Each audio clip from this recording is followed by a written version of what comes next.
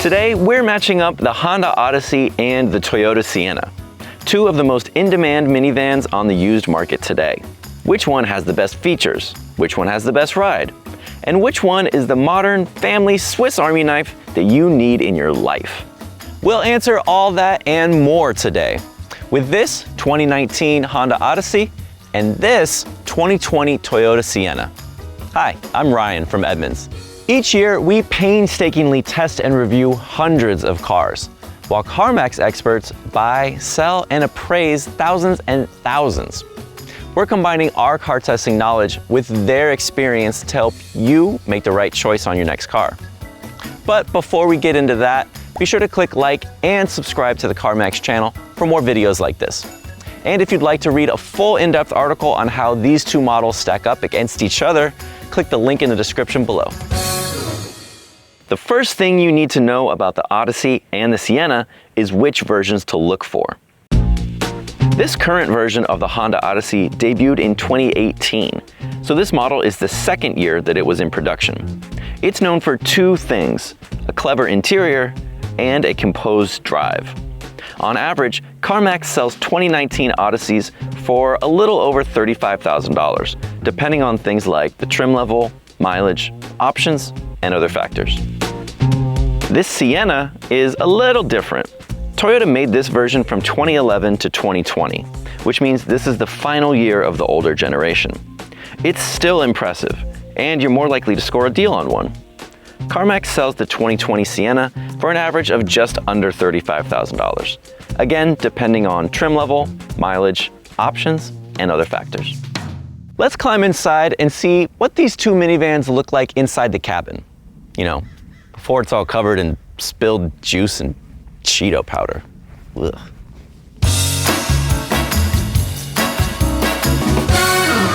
Honda has a reputation for solid construction, and this Odyssey is a good example.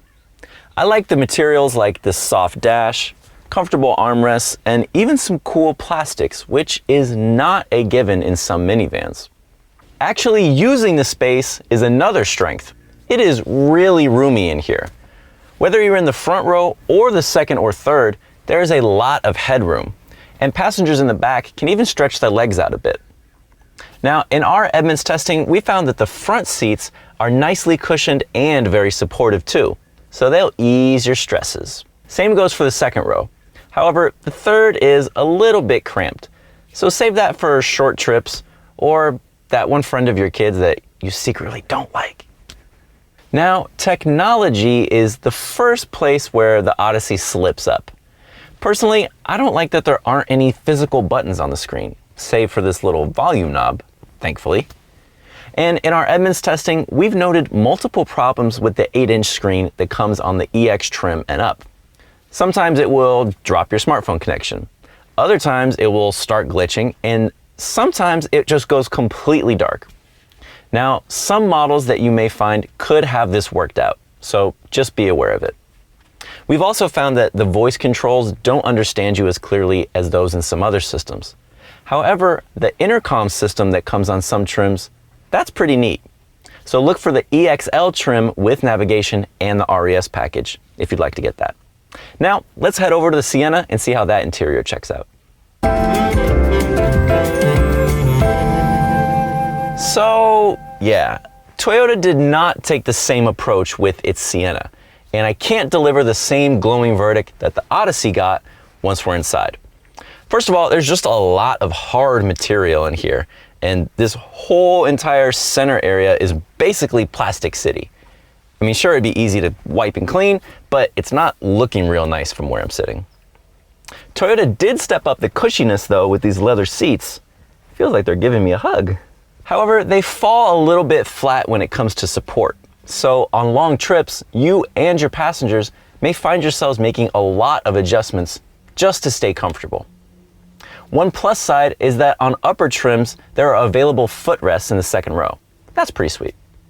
Tech-wise, all Siennas come standard with a 7-inch screen, so you don't need to upgrade to get to a better unit or anything. It does work really well. There are just 3 things you need to know. First of all, the buttons are all really small. The graphics look pretty old, and if sunlight catches it, it washes the whole thing out and becomes really difficult to see. Now, if you have an iPhone, it's very simple to just connect and boot up Apple CarPlay. For you Android users though, sorry, but no Android Auto. Instead, you have to go through Toyota's mobile app called Entune. And in our Edmunds testing, we have just never been fans of that app. On the plus side, just like in the Odyssey, there's an available intercom on upper levels of the Sienna. And that makes it pretty fun to play tricks on your kids in the back. For me, the Odyssey Interior is the better choice. I find it more intuitive and more dressed up. If I'm going to be in a minivan, I want to feel like I'm being rewarded for the decision. Now, there is plenty of space in this Sienna, but it seems like there are lots of barriers to drag it down, whether that's downgraded materials or a screen that feels about 5 years older than it is. A cool intercom is more widely available in the Sienna than in the Odyssey, but it's not enough to save it. But what about behind the wheel? Let's see how these two behave once we get them on the road. What if you stretched a sports sedan into a minivan? The Honda Odyssey. Under the hood, you get a 3.5-liter V6 engine, and it has no trouble getting up to speed. The Odyssey has a firm suspension for a minivan. That makes it ride a little rough over bumps in the pavement, but it also results in handling that is pretty shocking for a van, and can clearly handle curves better than the rest of the class. Stick with the 18-inch wheels, because we found the 19s on the Elite trim are not advisable for people sensitive to ride comfort. The Odyssey glides with impressive quiet inside the cabin. Honda used insulating glass windows to keep the noise out. You know, as long as you don't have chaos in the back seats. We also like the transmission. It's a 10-speed automatic in this model, and it works well with the V6. Shifts are smooth, so you don't feel the car jumping around all 10 gears. Instead, you can quickly shift down for power or ease into better efficiency when you need. It stays out of the way. A good thing. The Sienna has a lot going for it, but can it put all the pieces together on the road? Just like the Odyssey, this van has a 3.5-liter V6 engine that is not wanting for power. This baby feels lively, and available all-wheel drive is a big advantage. Things get messy elsewhere though. The Sienna wants to be smooth and doesn't like dynamic driving. The steering is light, meaning you don't get much feel for the road. The body moves around under hard turns. Now, the brakes feel pretty good. Not as strong as the Odyssey, but confident. The Sienna is easy to drive, but it just isn't as cohesive an experience as the Odyssey. The transmission is a great example. It's an 8-speed automatic, and from time to time, it's not in lockstep with the engine. Sometimes it's jumpy, sometimes too laggy. Sadly, it struggles to find a rhythm. The Sienna is simply more comfortable than the Odyssey on the road, however. Its suspension handles bumps and cracks really well during our Edmunds testing, ensuring you won't feel much disturbance inside. This is a cloud-like experience. You deserve that. You're doing great. Honda has the clear winner here. The Odyssey does everything you'd want in a minivan. It has the power you need and a surprising deftness to it everywhere else. Sure, a little extra comfort would help, but behind the wheel, it's a gem. The Sienna isn't going to be for everyone. Speed isn't an issue, but the rest of its driving performance sadly is. It just doesn't feel very focused or precise on the road. You get superior comfort, but it doesn't paper over the Sienna's flaws.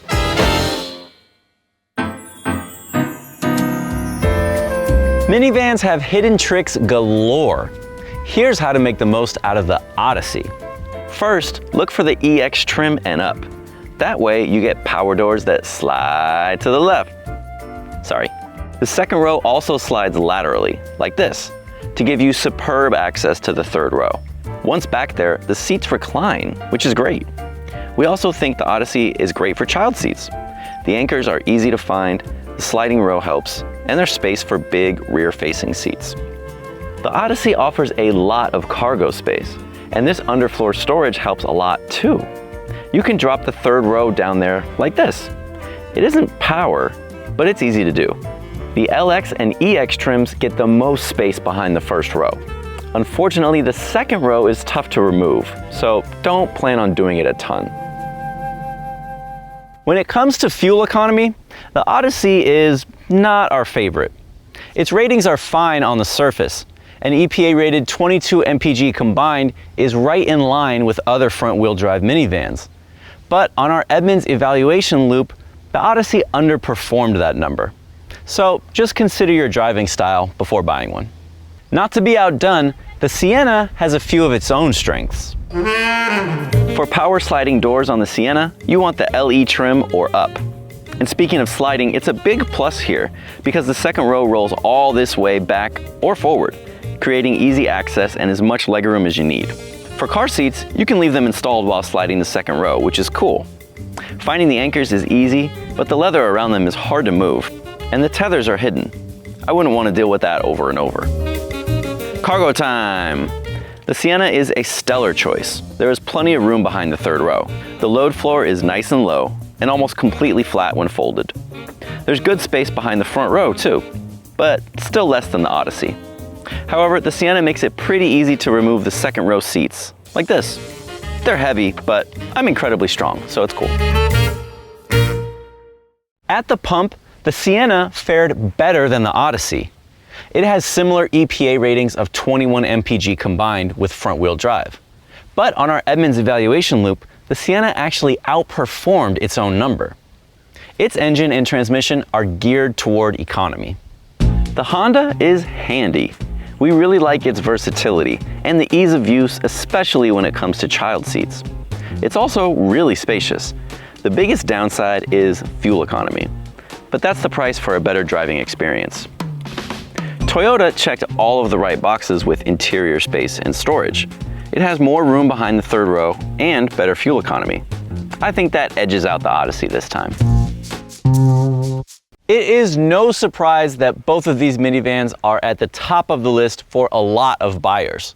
Each one is spacious and offers handy features to help you get through that ever-increasing to-do list. The Honda is the superior choice from behind the wheel, which earns it a soft spot in my heart. Sure, your kids won't be as comfortable in the back, but your kids aren't the ones with the cash. You are. On the other hand, the Sienna makes a lot of sense, and not just because of the smooth ride. It's also enormous inside, and that sliding second row is a big help. I just have trouble getting over its dated interior and technology. But which is going to be the choice for you? Let us know in the comments below, and don't forget to subscribe to CarMax for more videos like this one. To read an article about the pros and cons of each vehicle, click the link in the description below.